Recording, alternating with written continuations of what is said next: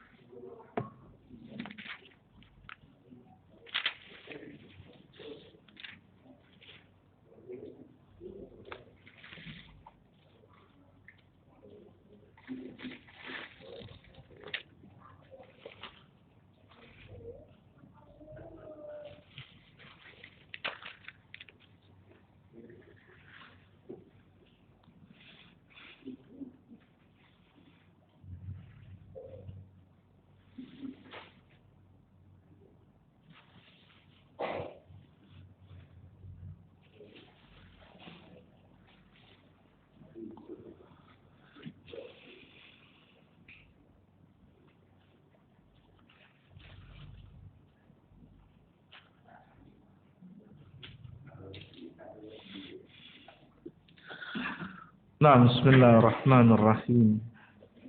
Alhamdulillahi rabbil alamin. Wassalatu wassalamu ala al-mab'uth rahmatan lil alamin. Nabiyyina Muhammadin wa ala alihi wa sahbihi ajma'in, amma ba'd. Ahibai fillah, azani Allah wa iyyakum. Kita lanjutkan kajian kita dari kitab Aqidah Salafus Salih, Aqidah Ahlussunnah wal Jamaah.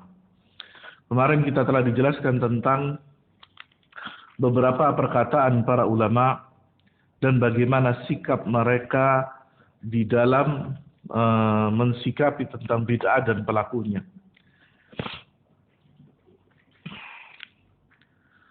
Kemudian disebutkan di sini bahwasanya Allah Subhanahu wa taala senantiasa akan menjaga umat ini.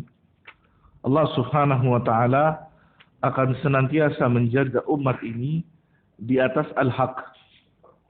Allah menjaga umat ini di atas al-haq. Dan Allah Subhanahu wa taala akan jaga wahyunya berupa hadis Nabi sallallahu alaihi wasallam sebagaimana Allah menjaga atas wahyunya yang namanya Al-Qur'an.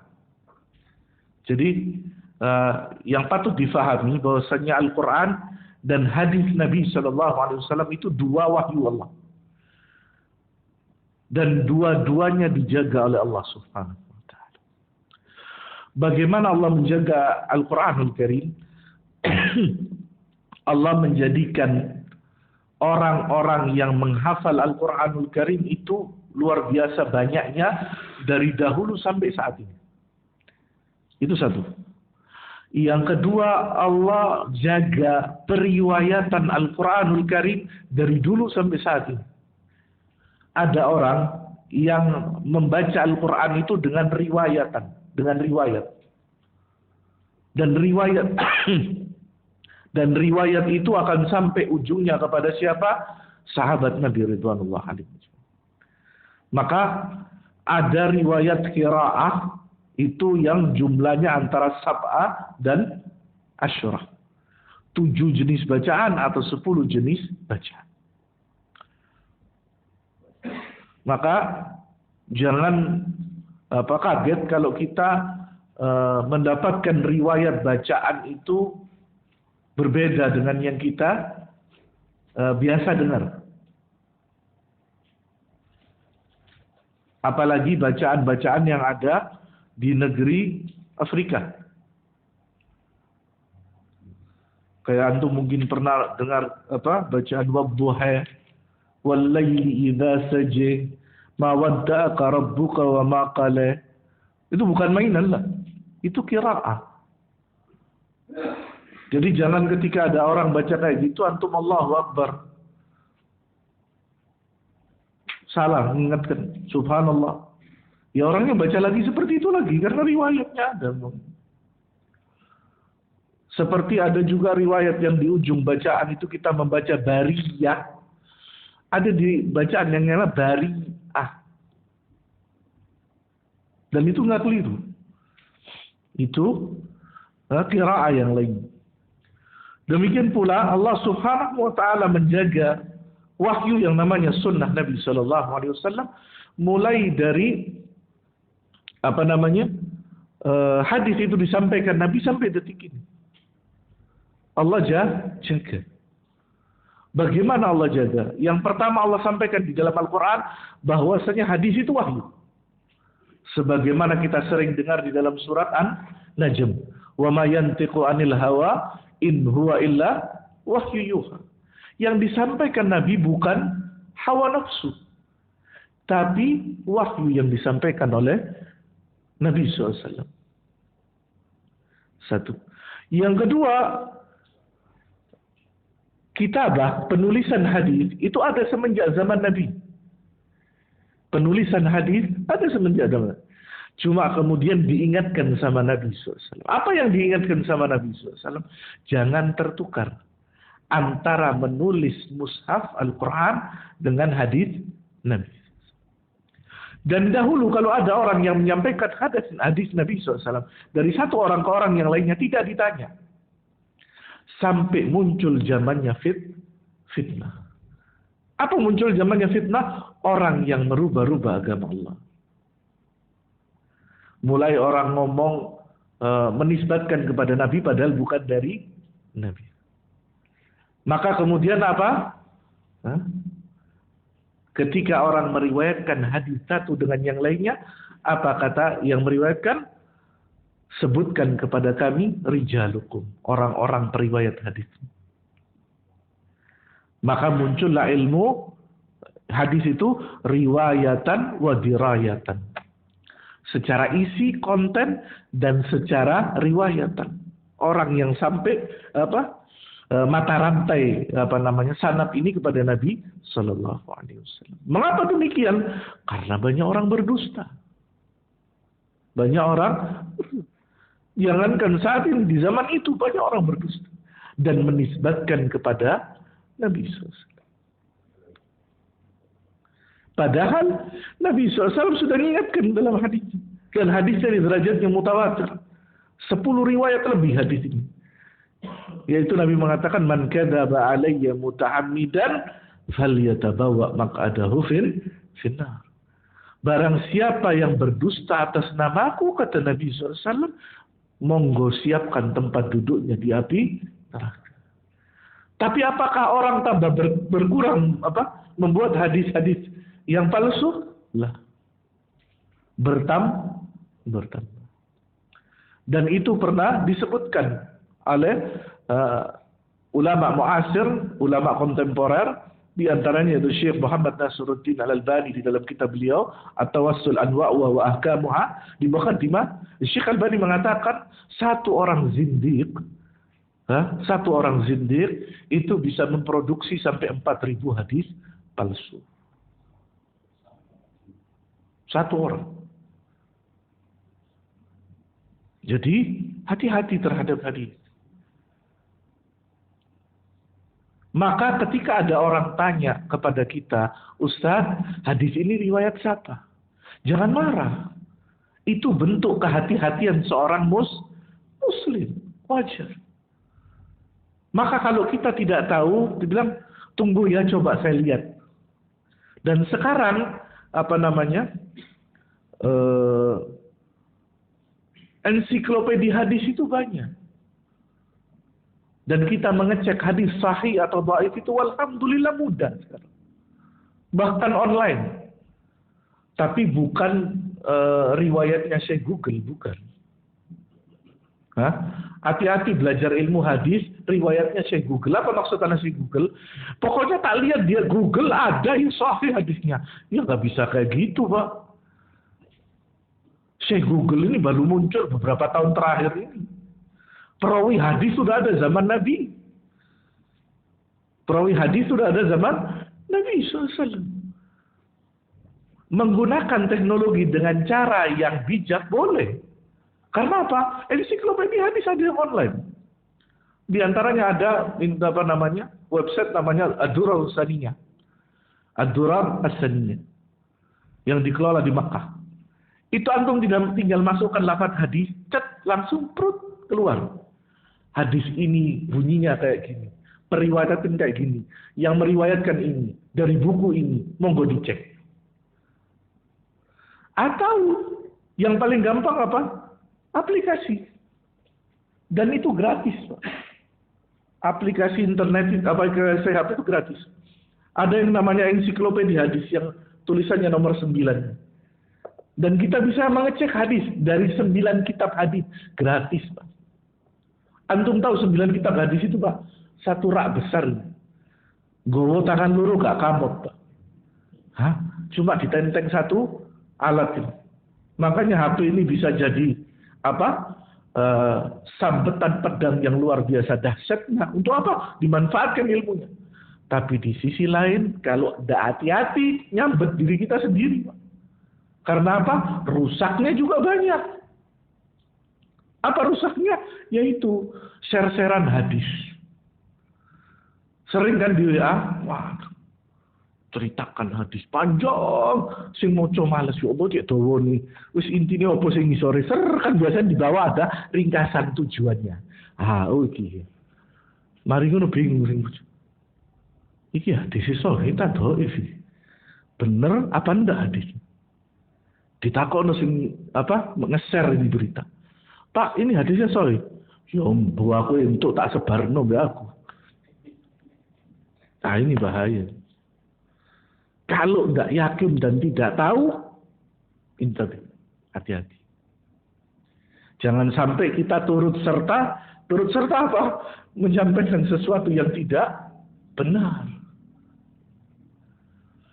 Karena menunjuki kebenaran dapat pahala, nunjukkan kesesatan dapat dosa. Kalau tidak yakin, dari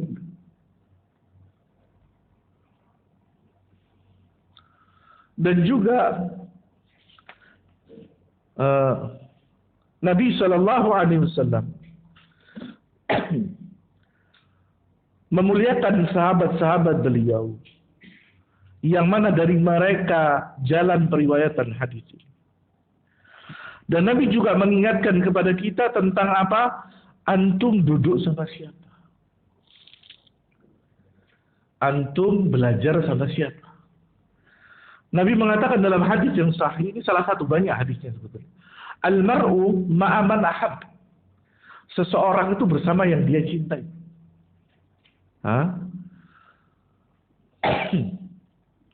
Pernah kejadian ada seorang bertanya kepada Nabi SAW. Orang tanya sama, mata sa'ah, kapan kiamat? Bukan Nabi aja ditanyai pertanyaan kayak gini mulus, Pak. Kapan kiamat? Ini yang ditanyai Nabi. Ketika sahabat bertanya seperti itu, apakah Nabi marah? Enggak. Nabi kemudian bertanya, ma'adatta laha. Kalau Anda tanya kiamat, sudah siap-siap apa? Sama seperti antum tanya sama teman antum, kapan lu ngonang batu? Dikabani, ini 1 minggu ke depan nanti kampung rihla ke Batu. Jalan-jalan ke Batu. Dinteni sak minggu 10 dino dak ono kabare. Kapan lu ngono iki? Yang ditanya ta, lu duwe siap ta? Lu cari ini gratis. Sahabat tadi yang ditanya, ma'adatta laha, apa jawabannya dia? Aku tidak menyiapkan apa-apa, katanya. Kecuali aku mencintai Allah dan Rasulnya. Maka kata Nabi, anta ma'aman ahbabta. Engkau bersama siapa yang engkau cintai. Siapa yang paling senang mendengarkan hadis ini?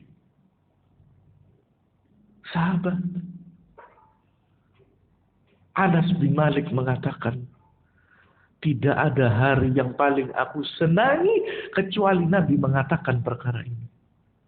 Seseorang bersama siapa yang mereka cintai. Kata Anas bin Malik, walaupun amalku tidak seperti Abu Bakar As-Siddiq, Umar bin Khattab, Utsman bin Affan, Ali bin Abi Thalib, tapi wallahi kami adalah orang-orang yang mencintai Allah dan Rasul. Maka Anas bin Malik radhiyallahu anhu mengatakan, hari itu di antara hari yang paling menyenangkan bagi diri saya.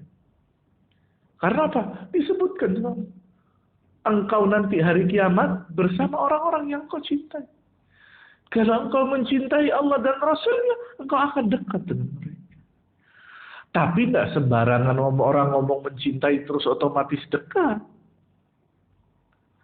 Tapi cinta yang benarnya mereka akan dekat bersama Nabi SAW.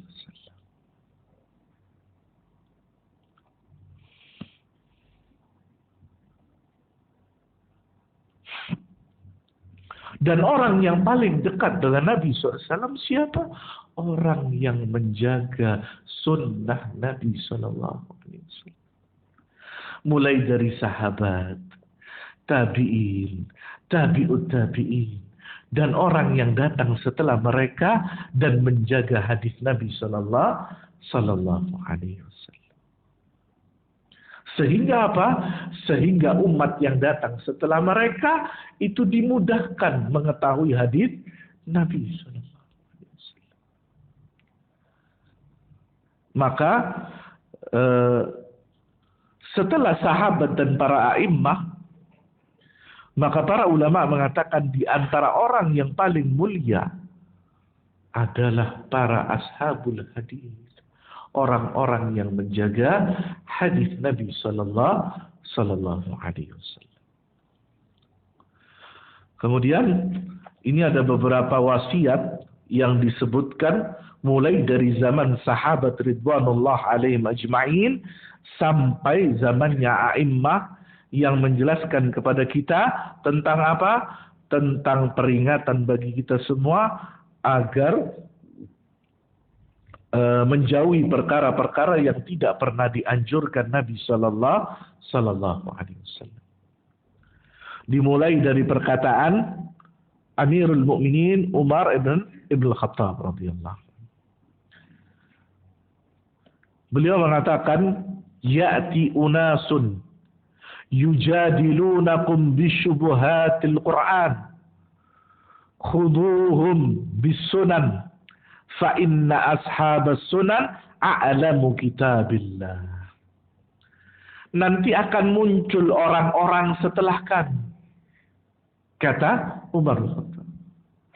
Orang-orang setelah kami, apa yang mereka kerjakan? Yujadilunakum bisyubuhatil Qur'an, akan mendebat kalian tentang perkara-perkara syubhat.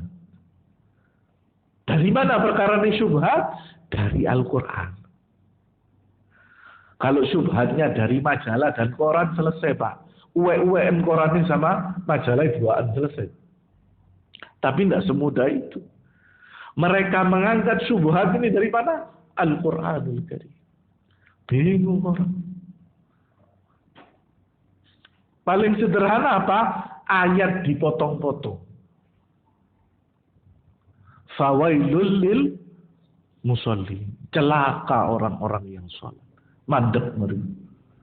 Bingung. Dua sholat celaka. Peciloko.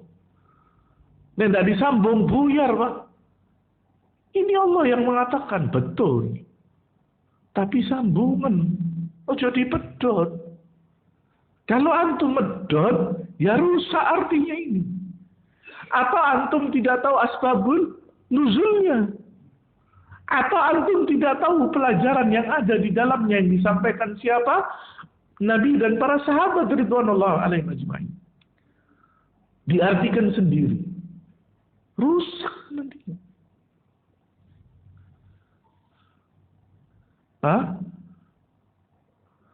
Khuduhum bisunan. Maka ketika orang ini membawa syubhat dari Al-Quran, jawablah mereka dari pembahasan sunan, yaitu hadis yang menjelaskan tentang Al-Quran. Jadi, fa inna ashabas sunan a'lamu bi kitab. Karena orang yang mendalami urusan hadis, yang meriwayatkan hadis Nabi SAW di dalam kitab-kitab hadis mereka, orang yang paham tentang Al-Quran. Rata-rata pakar hadis itu sebelum mereka belajar hadis, mereka sudah selesai dengan Al-Quran. Dan para ulama mengajarkan kepada kita tentang menjelaskan Al-Quran itu 4 tahapan. Yang pertama, menafsirkan Al-Quran dengan Al-Quran. Karena kadang penjelasan ayat satu ada di ayat yang lain. Satu. Yang kedua, menjelaskan Al-Quran dengan hadis Nabi Sallallahu Alaihi Wasallam.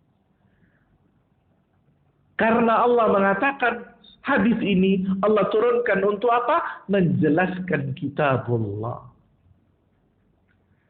Yang ketiga, menjelaskan Al-Quran setelah dengan Al-Quran dan hadis Nabi dengan perkataan sahabat. Mengapa kita mengambil perkataan sahabat?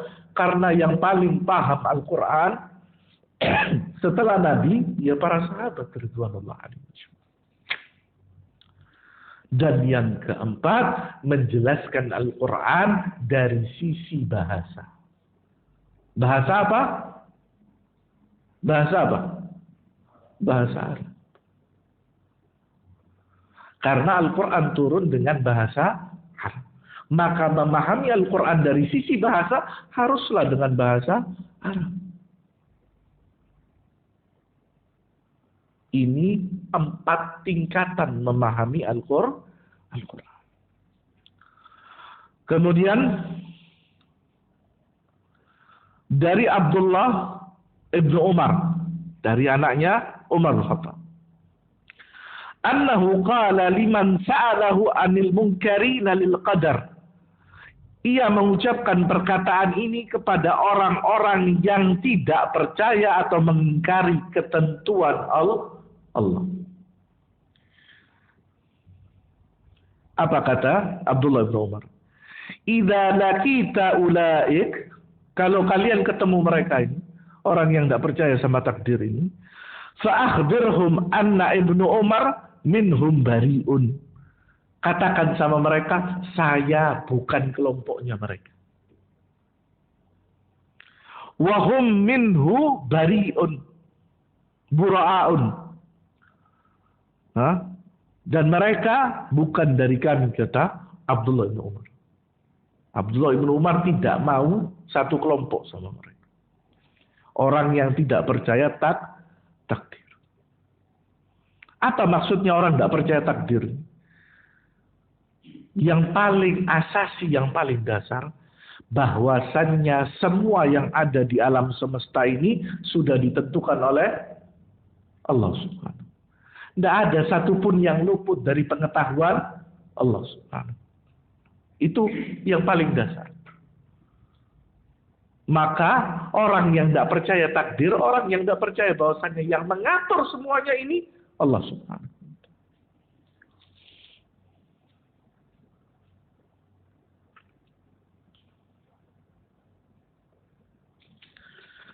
Yang ketiga, ucapan Abdullah ibnu Abbas radhiyallahu. Ucapan Abdullah ibnu Abbas radhiyallahu anhuma. Anaknya Al-Abbas. Berarti dia sepupunya Nabi. Apa keistimewaannya Abdullah ibnu Abbas? Pernah Anda sebutkan di majelis. Abdullah ibnu Abbas disebut oleh di kitab-kitab para ulama 2 sebutan. Yang pertama Hibrul Ummah, yang kedua Turjumanul Quran. Yang pertama Hibrul Ummah, penanya umat ini, pulpennya umat ini. Yang kedua Turjumanul Quran, orang yang paling paham tentang ayat Al-Quran. Siapa yang mendoakan dia supaya faham tentang Al-Quran? Rasulullah SAW. Disebutkan dalam satu riwayat, Nabi SAW masuk ke toilet lah, istilah sekarang toilet, kamar mandi. Toilet dulu udah kayak sekarang, dibuka padnya keluar airnya. Mesti ada yang menyiapkan air.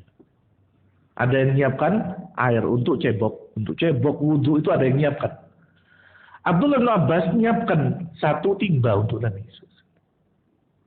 Ditaruh di pinggirnya pintu. Apa kata Nabi? Man wada'aha. Siapa yang berbuat? Disebutkan Abdullah ibnu Abbas. Maka Nabi di antara doanya, Allahumma faqihu fiddin. Ya Allah, pahamkan anak ini tentang agama.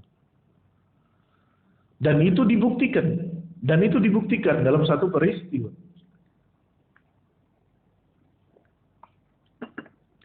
Ketika turun salah satu ayat Al-Quran. Ayat idza jaa nasrullahi wal dan seterusnya. Sahabat ini ngumpul, pembesar-pembesar. Umar bin Khattab, Abu Bakar As-Siddiq. Sahabat-sahabat itu Abdurrahman bin Auf. Sama Umar bin Khattab dipanggilnya Abdullah bin Abbas. Ta'al ya. Ya walad ta'al. Ayo ikut. Rapat. Sahabat yang sepuh ini delok.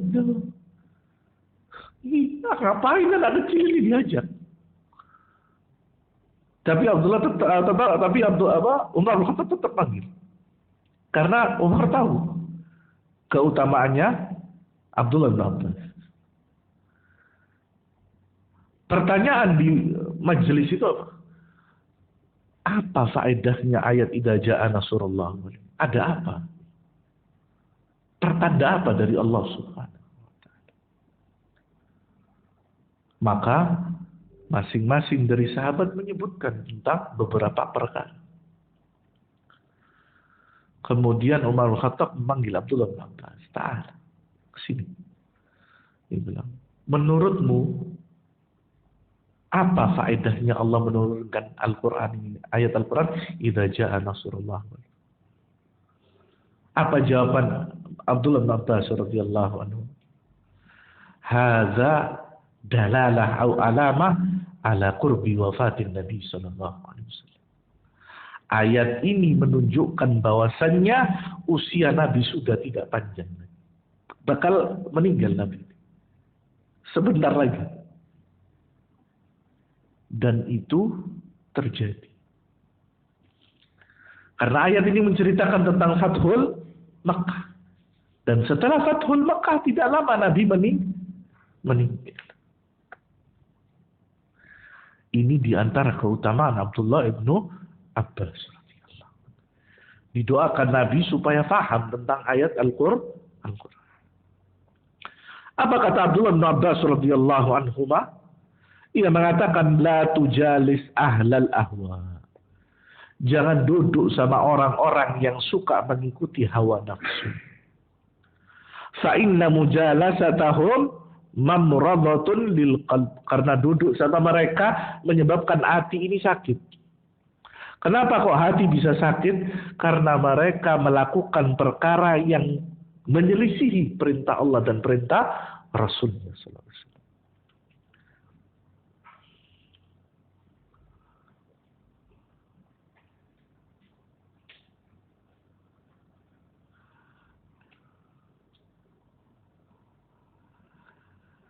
Kemudian disebutkan seorang alim yang bernama Al-Fudail ibn Iyad rahimahullah.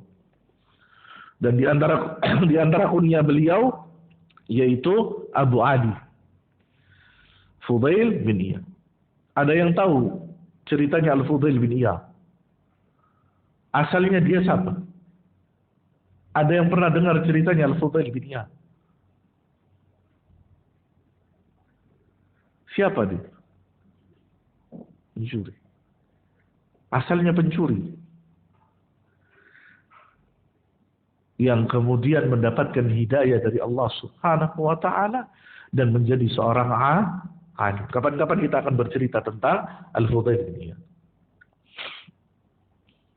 Makanya kadang sama orang yang berbuat jahat, jangan kemudian kita menjadi orang yang paling benar. Datang ke majelis ilmu, itu keluar. Jangan diusir. Siapa tahu dia datang ke majelis ilmu untuk mendapatkan hidayah. Dan Allah tidak pernah melarang. Allah tidak pernah melarang. Pernah dengar seorang sahabat Nabi yang bernama Abdullah, yang dipanggil Himar. Namanya Abdullah dipanggil Himar, keledai. Pernah dengar? Ada sahabat Nabi yang namanya Abdullah. Sahabat Nabi ini kerjaannya sering teler. Teler apa? Minum khamr. Ketemu diingatkan lagi, tobat ya, dihukum, tobat, teler lagi. Saking jengkelnya sahabat yang lain manggilin Abdullah, ya Imam, wahai keledai. Jengkel apa? Dibilangin, teler lagi. Dibilangin, teler lagi. Apa dibunuh sama Nabi? Nah. Apa direndahkan sama Nabi? Lah. Apa kata Nabi? La tasubbu. Jangan kau maki. Inni a'lamu huwa yuhibbullah wa rasul. Aku mengetahui sahabatku ini mencintai Allah dan Rasul.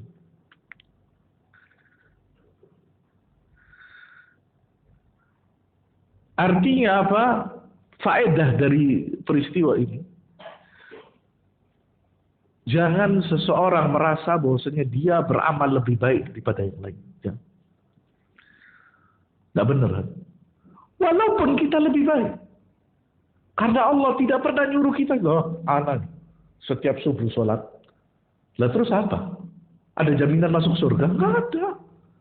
Apakah ente punya tiket aplikasi? Kalau di barcode-nya ditunjukin titik, surga buka? Enggak. Sama kita. Orang di mata Allah yang membedakan apa?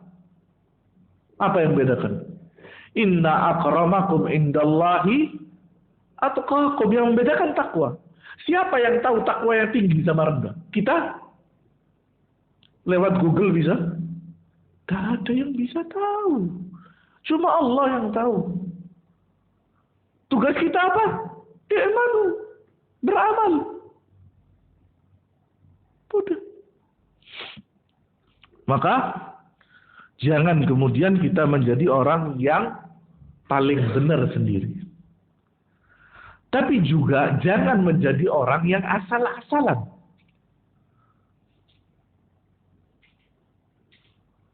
Maka seorang muslim itu berada di pertengah.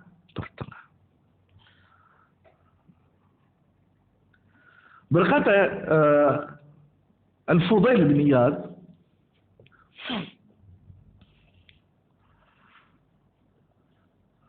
sahibu bid'atin la ta'manhu an dinik.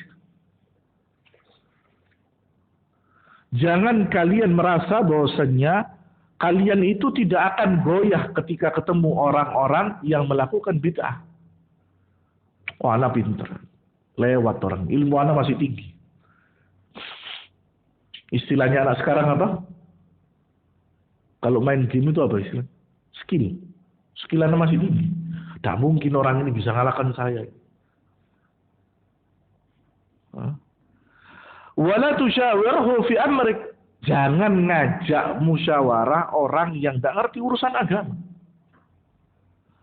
Mengapa demikian? Karena nanti dia usul perkara yang dia tidak ngerti.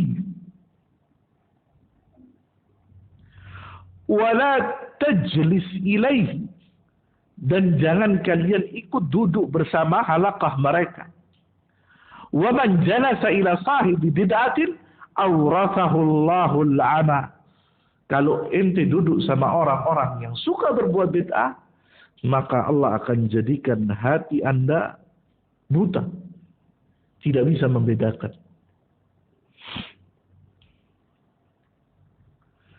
Qala al-Imam Al-Hasan Al-Basri, berkata Imam Al-Hasan Al-Basri, aballahu tabaraka wa ta'ala an ya'zana li sahibi hawa bitaubati. Allah subhanahu wa ta'ala tidak menjamin pertobatan orang yang melakukan bid'ah. Maksudnya apa dari perkataan ini? Apakah orang yang berbuat bid'ah tidak akan bertobat? Bukan. Mereka akan lebih sulit bertobat. Karena apa? Mereka meyakini apa yang mereka kerjakan ini benar.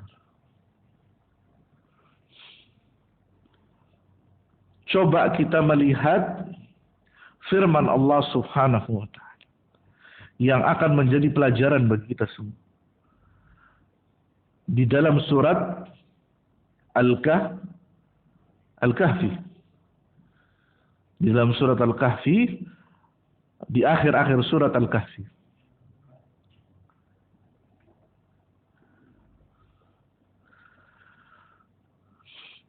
Allah mengatakan, ini surat Al-Kahfi ayat 103. Qul hal nunabbi'ukum bil akhsarina a'mala. Katakan Muhammad, apakah perlu kami memberitahukan kepadamu orang yang paling merugi perbuatannya? Alladzi dhalla sa'yukum fil hayatid dunya wa hum yahsabuna annahum yuhsinuna sun'a. Orang yang paling merugi itu orang-orang yang sia-sia perbuatannya dalam kehidupan dunia, tapi mereka berpikir mereka telah berbuat perbuatan yang terbaik. Ini orang yang paling merugi. Sia-sia di mata Allah, tapi dia merasa yang paling hebat.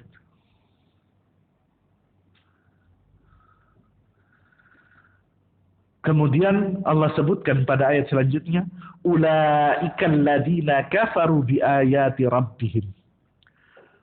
Mereka itu adalah orang-orang yang mengingkari ayat-ayat Tuhan mereka. Wa liqaihi, dan perjumpaan dengan Allah. Fahabitat a'maluhum, maka amal perbuatan mereka itu habitat, gugur. Wala nuqimu lahum yaumal qiyamati wazna, maka Allah tidak akan jadikan bagi mereka timbangan untuk menakar amal mereka. Karena amal mereka gugur, kata Allah. Berbuat sia-sia, tapi merasa dirinya yang paling benar. Hati-hati.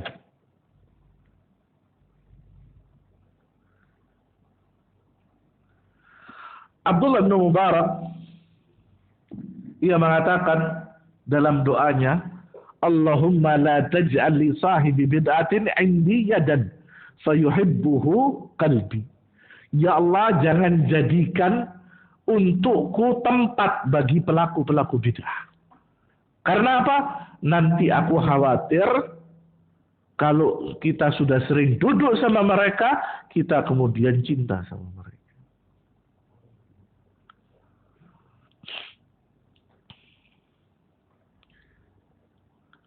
Berkata Amirul Mukminin fil hadis, berkata penghulunya, pimpinannya, pakar-pakar hadis, ulama-ulama hadis, yaitu Sufyan Ats-Tsauri rahimahullah. Man asgha sam'ahu ila sahibi bid'atin wa huwa ya'lamu annahu sahibi bid'atin nuzi'at minhu al-ismatu wa wukila ila nafsihi. Barang siapa yang mencoba mendengarkan orang-orang yang menyampaikan perkara-perkara yang tidak pernah diajarkan Nabi di dalam agama ini, maka Allah subhanahu wa ta'ala akan copot penjagaannya dan Allah akan jadikan bagi dirinya terombang-ambing di atas kebid'ahan.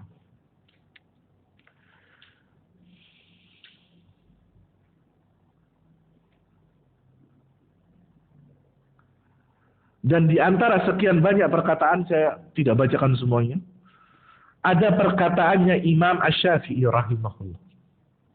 Perkataannya Imam Syafi'i yang dinukil dari kitab Mukhtasar Kitabul Hujjah ala Tarikil Mahajjah. Ia mengatakan Imam Syafi'i, annahu ra'a qauman yatakallamuna fi syai'in minal kalam.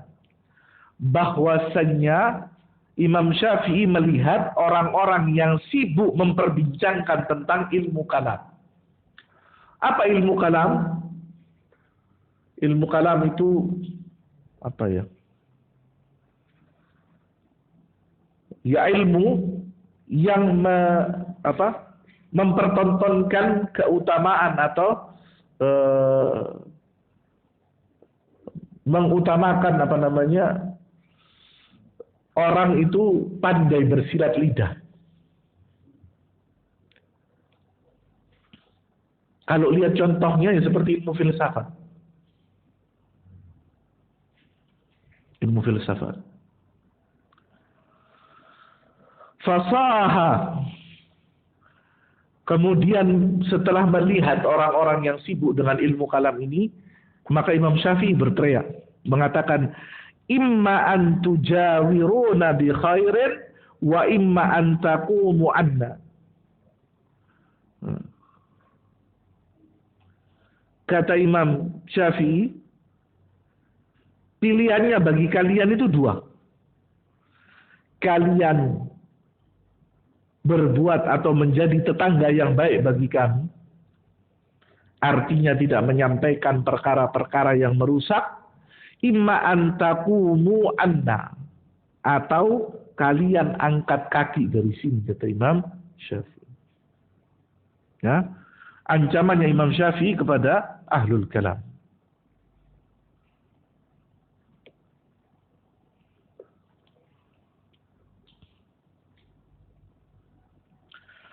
Demikian pula tentang bagaimana hukumnya seorang yang melakukan kebid'ahan dan mendakwahkan kebid'ahan menurut Imam Syafi'i. Dan ini dikatakan oleh murid beliau yang bernama Al-Imam, bukan murid beliau. Dinukil oleh Imam Al-Baghawi di dalam Syarh Sunnah.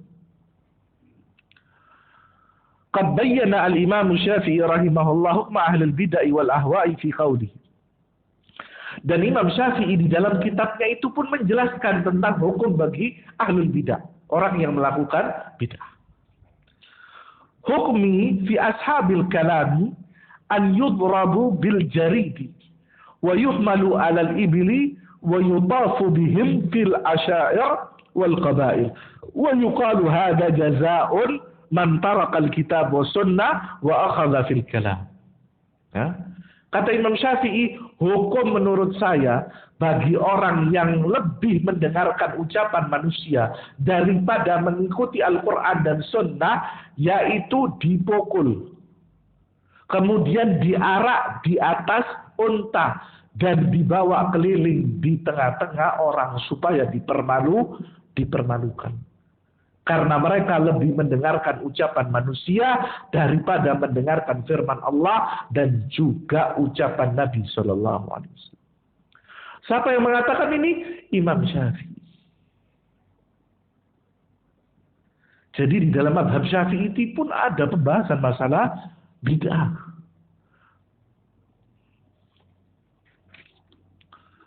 Dan beberapa ucapan a'immah yang lain. Inti dari perkara ini semua bahwasanya para ulama mengingatkan kita tentang masalah ini. Itu satu. Yang kedua, bukan serta-merta ketika kita mendengarkan kalimat di sini, jangan kalian duduk bersama mereka. Iya betul. Tapi bagi seorang yang sudah jelas. Jangan setiap orang menghukumi orang masing-masing. Masuk ke masjid ini, terus kayak punya radar. Oh ini ahlul bidah. Ahlul bidah. Oh anda tidak boleh duduk di majelis ini. Betul. Ya ini yang ngawur. Siapa yang menentukan ahlul bidah dan tidak? Para ulama. Dan orang yang telah jelas ilmu dan tingkatan ilmunya. Bukan baru duduk di majelis ilmu saulan romulan, melbu majelis, oh bapak iki bid'ah tok iki. Iki mana ditutin situ. Bukan. Kita belajar ini supaya hati. Bukan jadi komentator. Terus jadi orang yang menghukumi. Belum belajar dulu. Terus dalilnya apa? Dia melakukan bid'ah. Oke. Orang itu melakukan bid'ah. Sebagaimana yang saya jelaskan tadi, orang yang melakukan bid'ah itu tidak satu hukum. Bertingkat-tingkat. Bisa jadi dia nggak ngerti. Bisa jadi dia nggak ngerti. Dia ngelihat gurunya ngajar, dia ikut. Udah, dia merasa gurunya benar. Terus kemudian kita katakan orang ini, wah ini nggak beres. Nggak bisa. Belajarnya kita tentang ilmu agama ini menuntun kita untuk apa? Yang pertama mengetahui, yang kedua adalah berjaga-jaga terhadap diri kita. Terus, adapun kemudian menentukan fulan ini kelompok anak, fulan ini ahlul bidah tidak mengikut. Kalau sudah dia di majelis ini, ada fulan anak mau duduk di sini. Bukan ini. Apalagi antum masih belum paham tentang orang itu. Apalagi antum belum tabayyun. Antum juga ketemu 2 jam terus menghukumi dia, was ahlul bidah. Sesat dan menyesatkan. Neraka. Berat. Kita belajar ini untuk memahami agama ini. Bukan jadi eksekutor. Bukan main hakim sendiri, bukan. Kalau ada 10 orang kayak gini, rusak agama ini. Dan dulu para a'immah menjelaskan ini bukan tujuannya terus antum ngecap orang, bukan. Para ulama menjelaskan kepada kita agar kita waspada, berhati-hati. Karena banyak orang yang ngakunya ngerti agama, ngomong masalah agama, kemudian ngawur. Seperti saya cerita kemarin. Jurusannya peradaban politik ngomongi masalah pakar hadis. Nanti jurusannya ilmu kesehatan ngomong masalah sahih dhaifnya hadis. Ya rusak ilmu ini. Biasa kita ngelihat ngelawak, tiba-tiba 2 bulan kemudian jadi ustaz. Sekarang semua itu beralih jadi ustaz. Pelawak jadi ustaz. Artis jadi ustaz. Tokoh masyarakat jadi ustaz. Apalagi? Banyaklah sudah menyebutin satu itu banyak. Semua jadi ustaz. Karena apa? Enak jadi ustaz. Bikin acara, disebutkan, fotonya ditempel, datang, pulang, tinggal dapat amplop. 1-2 kali. Ukurannya apa supaya antum terkenal? Tambah banyak guyonnya, tambah laris. Nah ngomongnya serius, kemudian apa? Wah, sebenarnya ojo ngundang ustaz iki. Serius, peteng-teng tok ketahuan. Ojo diundang mana? Tapi begitu 1 jam guyu terus sampai mules. Ngomong dari belakang. Meni undangan mana? Asik ini. Undangan mana? Berat. Urusan agama ini bukan urusan ketawa. Nabi itu sampai berdarah-darah dan menangis jelaskan ke sahabat. Antara hidup dan mati Nabi jelaskan agama ini. Waktu hijrah.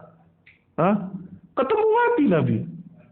Waktu di Taif, diludahi, dilempari. Tapi juga ada masanya Nabi sukanya, ada juga. Cuma Nabi ini tidak mendakwahkan agama ini di atas jalan ketawa bukan. Nah, jadi menilai agama ini gimana caranya? Menilai agama ini gampang, Allah sudah menjelaskan. Timbangannya agama ini Al-Quran dan Sunnah Nabi SAW. Sederhana.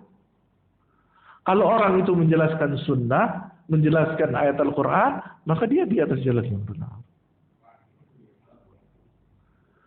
Tapi yang repot sekarang ini apa? Semua orang ngaku ketika ngomong saya berdakwah di atas Al-Quran dan Sunnah. Semuanya tidak mungkin.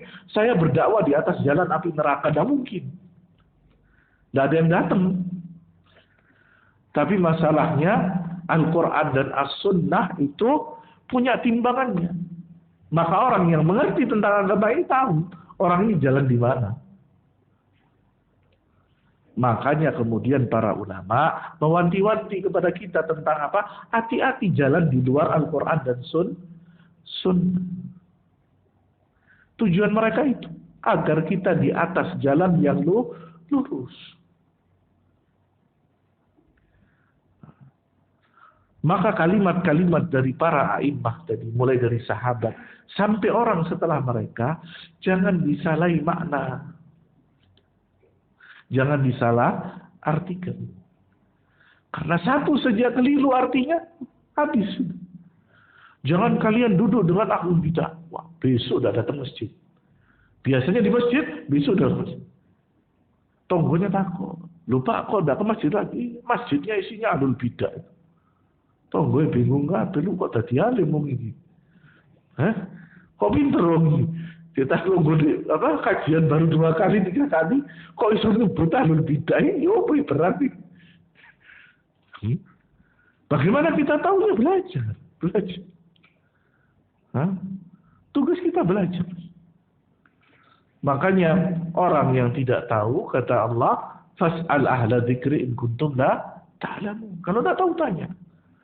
Jangan kemudian menghukumi sesuatu yang kita tidak ngerti, tidak tahu, kemudian yang terjadi apa? Ya rusak tatanan. Nah, mungkin itu yang bisa saya sampaikan di malam hari ini. Saya mohon izin, mungkin minggu depan Ana tidak bisa hadir karena kemungkinan di Jakarta. Tinggal ada kesempatan 1 kali setelah 2 minggu lagi ya. Sekarang tanggal 3 berarti sekitar tanggal 17. Itu terakhir kita kajian sebelum Ramadan. Mungkin nanti di akhir pertemuan itu kita mungkin ambil 1 kali kita jelaskan masalah Ramadan. Persiapan untuk kita sebelum Ramadan. Saya akan usahakan meringkas perkara-perkara penting tentang Ramadan sehingga nanti kita Ramadan alhamdulillah dapat ilmunya, dapat persiapannya, masuk Ramadan kita bisa lebih maksimal. Itu mungkin yang bisa saya sampaikan. Kurang lebihnya saya mohon maaf. Kalau yang benar itu datangnya dari Allah, kalau salah itu datangnya dari kami pribadi dan kelemahan kami. Kita tutup dengan doa kafaratul majelis. Subhanakallahumma bihamdika asyhadu an la ilaha illa anta astaghfiruka wa atubu ilaik. Wassalamualaikum warahmatullahi wabarakatuh.